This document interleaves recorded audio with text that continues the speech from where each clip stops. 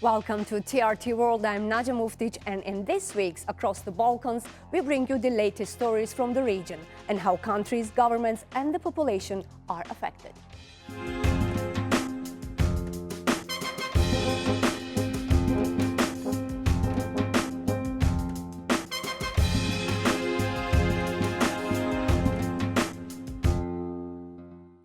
We start with a wave of protest by truck drivers from the Western Balkans, which has disrupted traffic at several EU border crossings. Drivers are demanding changes to visa rules, which they say are restricting their ability to work. The dispute has triggered high-level talks in Brussels as governments and the European Union come under pressure to respond. Azra Vildic reports. A lifeline for Europe brought to a standstill. Tens of thousands of trucks from across the Balkans have blocked key border crossing into the European Union. Drivers from Bosnia and Herzegovina, Serbia, North Macedonia and Montenegro say current EU entry rules make it increasingly difficult for them to operate.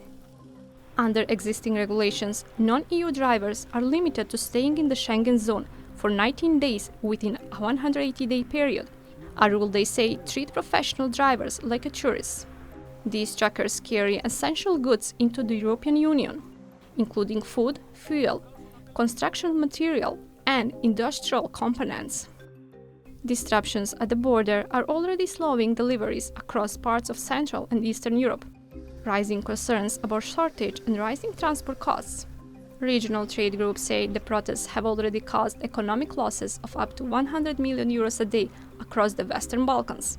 To pravilo onemogućava našim vozačima da rade, da kažem, svoj pun potencijal, već rade najviše do 15 dana mesečno, a ko se zadesi preko kontrola koja će utvrditi da se ispostavi kao tako da imamo više od 90 dana u 180, naše vozače deportuju, šalju kući. Transport companies argue border delay make the situation even worse, with drivers sometimes spending days waiting to cross. Imam veliki problem trenutno sa ovim brojenjem dana. Jer nama broje dane i kad su kamioni, čim pređe kamion granicu, odmah kreće brojanje, a ljudi čekaju na granici po 2 dana. The economic impact is spreading beyond the sector. The Serbian Chamber of Commerce estimates companies are also facing penalty costs of up to 50,000 euros daily due to delayed deliveries. With nearly 60% of regional trade linked to the European Union, pressures are mounting on both sides to find a solution. To definitivno nije dobro. To je šteta i za gospodarstvo trećih zemalja, susjednih zemalja, ali i za hrvatsko gospodarstvo. Aktirao već Europsku komisiju i mi smo svoj stav i kompromis predložili da se nađe neko rješenje. The protests have now reached Brussels. Last week, the European Commission proposed changes that could introduce extended short-stay visas, specifically for professional drivers. Though key details remain unclear. Пријатно сум изненадена што за толку краток период. Мислам дека е на 6 февруари се поканети министрите за транспорт од сите 4 држави за да се договори генерално начинот на спроведување на овие промени, да нема запирање на возачите, да нема депортирање на возачите, бидејќи и Европската унија призна дека има проблем во броењето на денови. Transport ministers from the region met EU officials this week and agreed to establish a joint working group to develop a long-term solution. But for now, no immediate rule changes have been adopted, meaning drivers remain bound by the current restrictions. Важно е дека е препознаен проблемот, важно е дека има неколку можни решенија и очекувам да се катализира решение со кое што ќе се надмине овој проблем, но што се однесува до транспортерите, мора да се надмине овој проблем за транспортерите. While some drivers have partially lifted road blockades, many say the uncertainty remains. Until concrete changes are implemented, thousands of drivers and flow of goods into Europe remain in limbo. Azra Vildic, Across the Balkans. As losses mount and pressure builds in Brussels, we spoke with economic analyst Faruk Hadzic about whether this crisis is becoming an invisible barrier to the EU single market and what is at stake for both the Balkans and Europe if a solution is not found. Semir Sejfovic has more. Dr. Hadzic, thank you very much for talking to TRT World and the show Across the Balkans. Most recently in the Balkans, we've seen a lot of protests regarding transport and the truckers. With the digital enforcement of the 90 to 180 day rule via the entry-exit system of the European Union, this has turned a lot of paperwork into very costly matters, over 100 million euros on daily losses which Western Balkans transporters have. How do you see this situation being resolved further? The whole Balkan area currently have significant costs regarding this issue. You mentioned one interesting data, 100 million euros per day. In 10 days, that's 1 billion euros. So it's huge cost for very small countries in this Western Balkan area. There are not so many citizens in general population in all those countries. So it is in general huge burden for ordinary economic situation in those countries.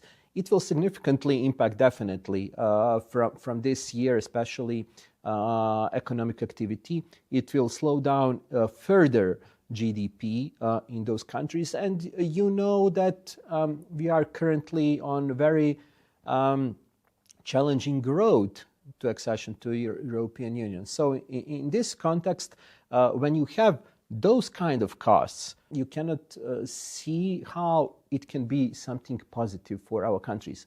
And also we have to emphasize that we have from beginning of this year also CBAM starting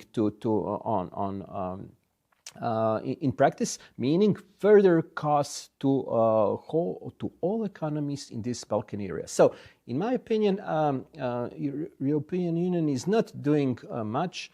What they can do with us because we are fully part of this euro area in general, but we are not integrated.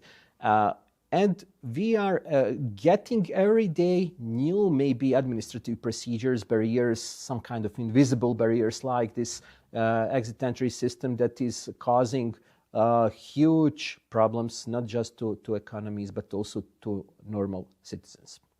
If we take a look at the rising costs of living in general in the past couple of years, and the corridor 10 being a key provider of a supply chain from Southeastern Europe to the European Union, including goods coming from Turkey and the countries which are outside of the Eurozone officially, how will this impact on prices in the Eurozone itself if these costs of 100 million daily continue to amount in the region of the south of Europe? Every single rising cost will be transferred to final customers. Any further delay will contribute further to increase in prices. But I must, in this context, say something about the European Union. I think they lost the vision, what they are going to do with, in general, future, not just with us, but also inside of European Union. You see what is happening in the United States, in China, Asia.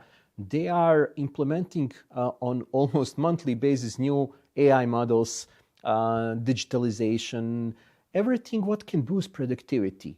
But we are stuck in some kind of bureaucratic procedures in EU, which is impacting significantly also our lives. Why? Because 70% of all export from this area is going to European Union. We cannot find some alternative markets.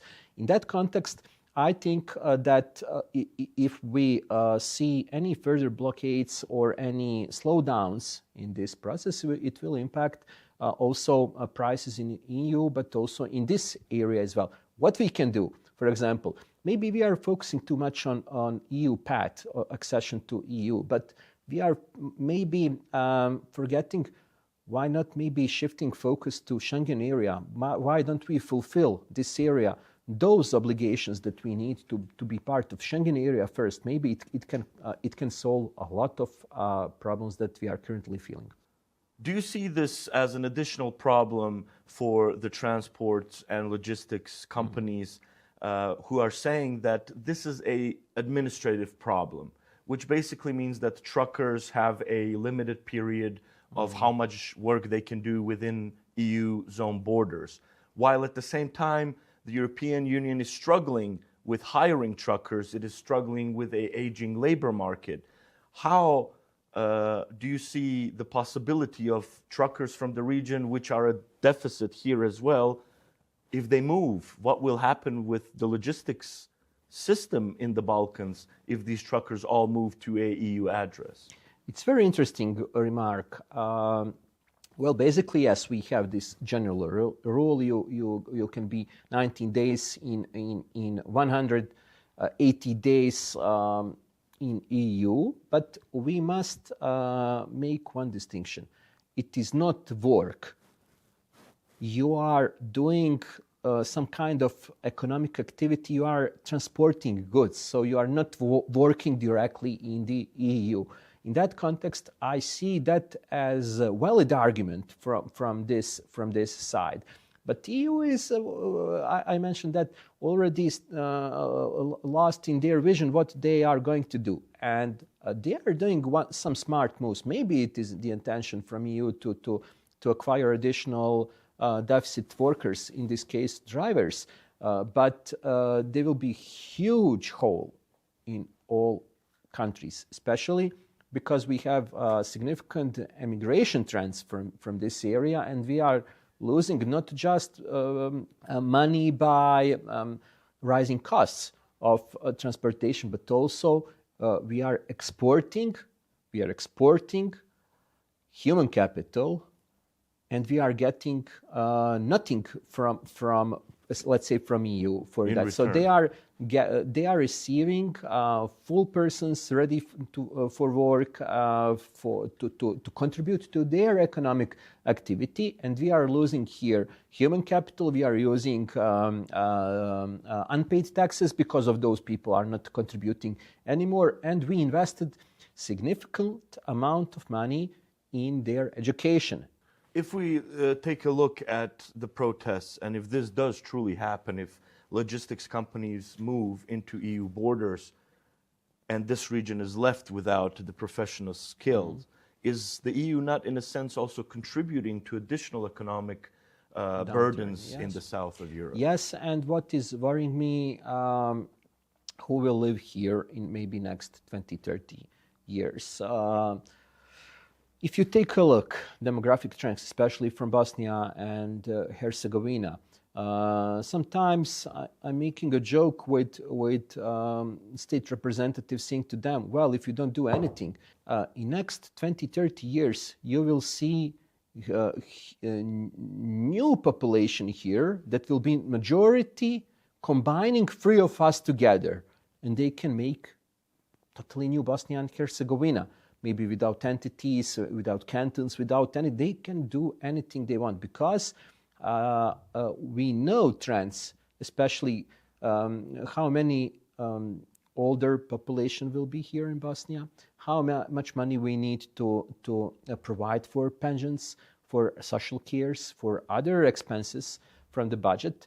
And if we do not increase working population here, then we have two options. First option, take a loan from abroad. We can do that maybe 2-3 years. Second option, import of foreigners. But those foreigners are not from North Macedonia, Serbia, Montenegro, Albania, Kosovo. They are from India, Pakistan, Bangladesh, and Africa. So probably we will create totally new demographic Western Balkan area. And it is interesting to see how EU will take a look about this area if there is this kind of demographic shift. So 10, 20 years will come very fast, but we need solutions promptly. We turn our attention now to Serbia, which has announced plans to double its military capabilities over the next 18 months. Its aim is to place Serbia among the top 50 armed forces in the world by next year. Military procurement has been accelerated and compulsory military service is set to return. Jelena Milutinovic has this story. Most of today's students only know the army from stories told by older generations. Compulsory military service in Serbia was abolished in 2011 when they were still children. The potential return of a 2.5-month service has sparked debate among young people. Zato sam, mislim da će nam samo pomoći, to je to generalno. Jer ono ne treba dugo, tako da neće nešto pretjerano da šteti studijama i tako to, a opet će nam moći da se izagrijemo bolje kao ličnosti. Vidim ideju, ali mislim da to trajanje od 2 mjeseca nema nikakav značajan uticaj i da je to samo bespotrebno trošenje novca i resursa na nešto što nema nekog pretjeranog smisla. Tako da se u principu ne slažem sa tim. To nije neki vremenski period koji je dugačak za nas, tako da svako može da svako ode, da prođe taj vojni rok, da vidi kako je tamo, da osjeti, da malo i ojača. Doduše, dosta je naša generacija nije ni vojno sposobno, ni generalno fizički osposobljeno. Zdravko Ponoš, former chief of general staff, now one of the leading opposition figures, says the proposed military service won't fix the long-standing problems in the Serbian armed forces. Više služi za to da se kaže, eto mi sad imamo ne znam koliko hiljada ljudi koji su prošli neku vojnu obuku i imamo na papiru neku vojsku. Nemamo suštinski. Profesionalizacija nije urađena kako treba i sad tih 16 generacija koje su proćerdane ne mogu da se nadoknade tako što ćete nekoga upisati u vojnike tako što je 75 dana bio u uniformi, naučio da veže čizme, da nosi pušku i tako stvari. Alongside preparing barracks for future recruits, Serbia is stepping up its military procurement. As part of its modernization efforts, Serbia has acquired Chinese air defense systems and combat drones, Israeli missile systems and Russian electronic warfare equipment, while French-made fighter jets are being procured. Officials say one of the reasons for strengthening the military is the formation of new alliances among neighboring countries. The Serbian government insists the aim is to ensure Serbia can defend itself independently while maintaining its neutrality. Last year's military parade showcased Serbia's growing capabilities amid warnings that a joint declaration on defense cooperation signed by Croatia, Kosovo and Albania poses a security concern for Serbia. Veoma smo zabrinuti zbog formiranja vojnih saveza u našem okruženju protiv Srbije i u skladu sa tim se ponašamo odgovorno, ozbiljno, ne provocirajući bilo koga, ali želeći da odvratimo svakoga ko bi izvršio agresiju na našu zemlju. Beyond sending a signal of military strength to the region, military analyst Aleksandar Radić says the messaging is primarily meant to mobilize domestic support. Vučićeva agresija u verbalnim istupima uznemirava region, zato što daje mnogo argumenata za strah u Sarajevu, Zagrebu, Prištini, za otvaranje pitanja šta se to zapravo dešava u Srbiji. Da li Srbija priprema rat, da li se priprema za invaziju na neke druge zemlje. Ali realnost je da su to poruke usresređene na njegove pristalice, usresređene na projekciju izbora.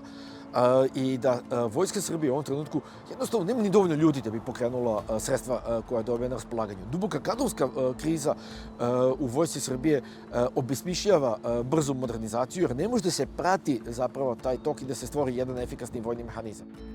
Radić adds that arms purchases are often also a way to secure international support, both from Eastern and Western nations.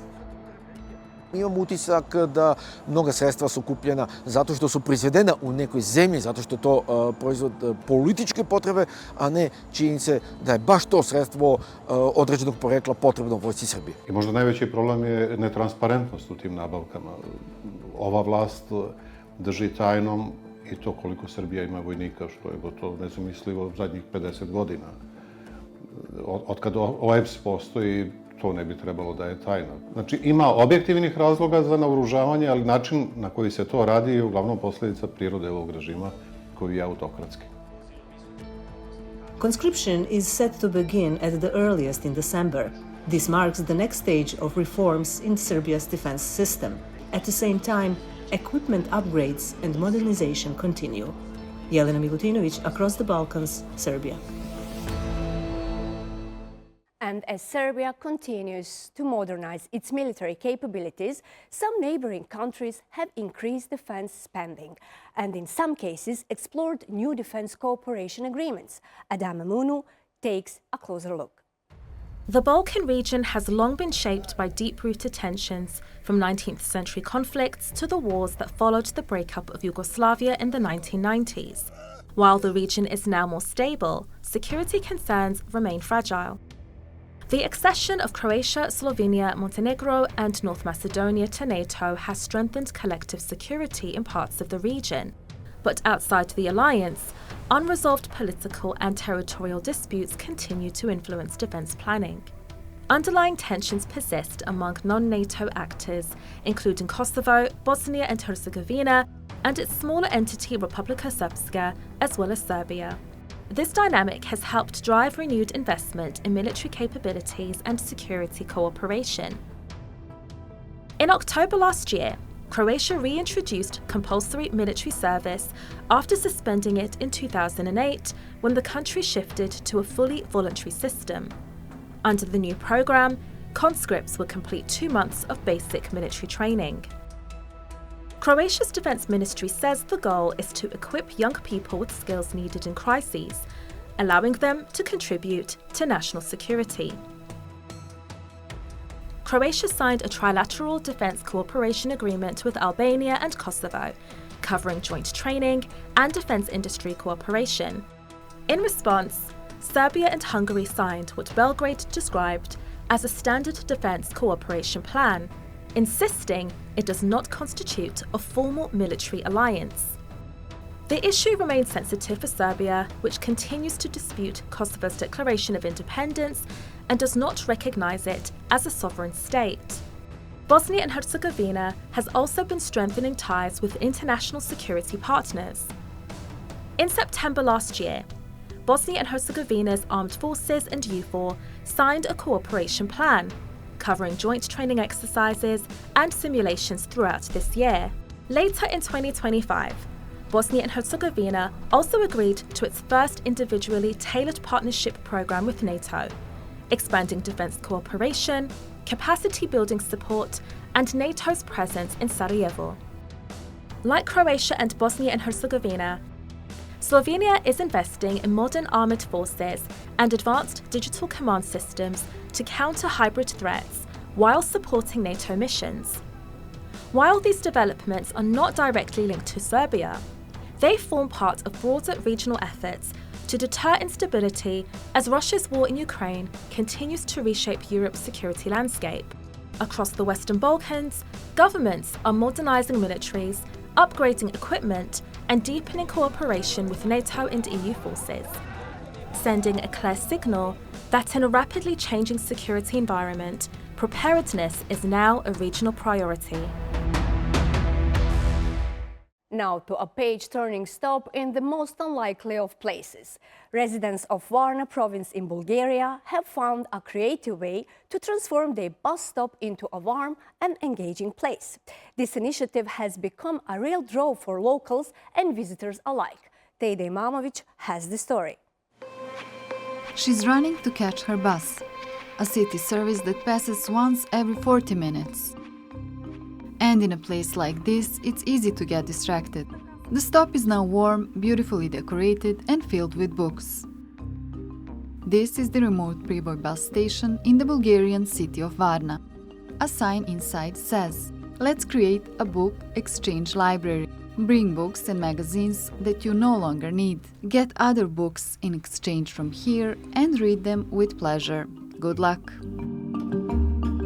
Събрахме се приятели, в които живеем тук на Прибой. Постигнахме спирката, преди беше в лошо състояние. Направихме я за деца, за възрастни хора. От морето има много силен вятър и зимно време просто е невъзможно да стои. Пък доста хора пътуват по тази спирка. The site is also constantly being monitored to ensure it doesn't return to its previously poor state. Да, благодарение на видеонаблюдението, което изградихме заедно с жителите на този микрорайон. Вече няколко случаи имаме, където залавяме хора, които изхвърлят нерегламентирано отпадъци и ги глобяваме. A carpet has been laid and a comfortable sofa invites readers waiting for the bus. Today, in addition to the library, the stop also boasts an impressive collection of drawings and paintings, a mirror and adequate lighting. In cold weather, this upgraded space offers a cozy atmosphere for people waiting on public transport. This welcoming stop is a testament to what can be achieved when residents take action, transforming even the most remote locations into places that can feel like home. Tejda Imamović, Across the Balkans. Thank you for watching TRT World and letting us once again take you across the Balkans. That is all from the team for this week. We hope to see you next time.